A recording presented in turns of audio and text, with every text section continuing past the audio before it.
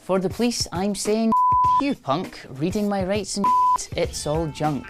Pulling out a silly club, so you stand, with a fake-ass badge and a gun in your hand. Welcome to the Canonical Chronicle, episode 5,392. Let's get into it. For police, I'm saying you punk, read my rights, it's all junk. Pulling out a silly club, so you stand with a fake-ass badge and a gun in your hand. A data science at Google shared how they run 7,000 sites in their network.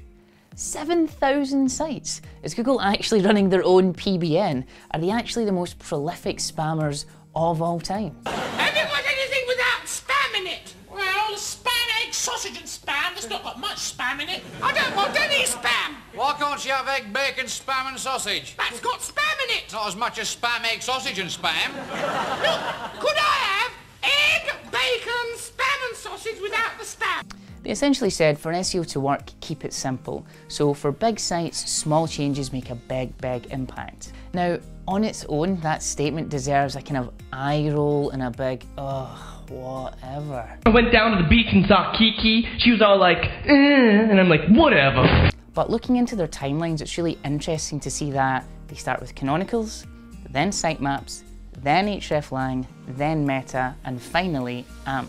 Whereas most SEOs would go straight for the quick win, start refreshing meta before they updated anything else. So on January 9th, the SERP trackers started to show a lot of volatility, with Modscast and also SEMrush Sensor showing a bunch of things that made certain SERPs look like they were having a major wobble. Wibbly wobbly jelly.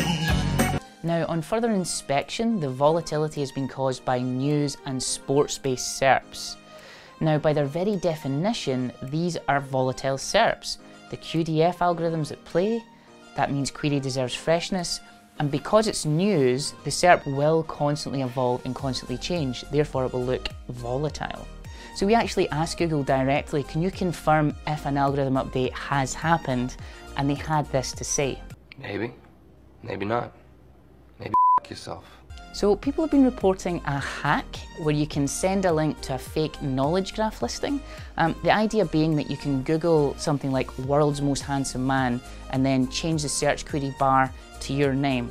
Now, I personally have no idea how this got into our news, but just remember folks, if someone's guaranteeing you position 1 or selling you something that sounds that little bit too good to be true, especially in SEO, it absolutely is. 60% of the time, it works. Every time. Now on mobile, you're going to start to see your related previous searches inside of the SERPs. Now, if that's not a reason to clear your cache, delete your cookies, and get rid of your history after a late night Googling session, then I don't know what is. Now, can you just picture the scene? You're with a client showing them something on mobile to demonstrate mobile search, and then all of a sudden, one Swedish-made penis enlarger pump. That's not mine.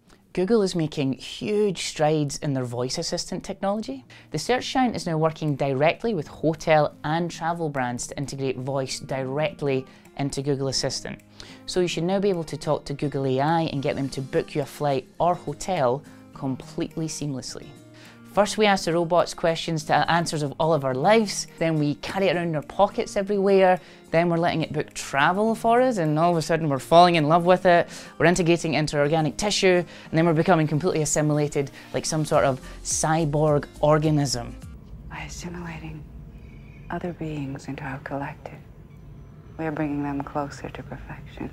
When implementing code on the site to get rich results, it's usually a bit of a battle, kind of back and forth with the developer to get it all implemented. So you get some code, you throw over to the dev, and then they throw it back to you with some bugs, just classic.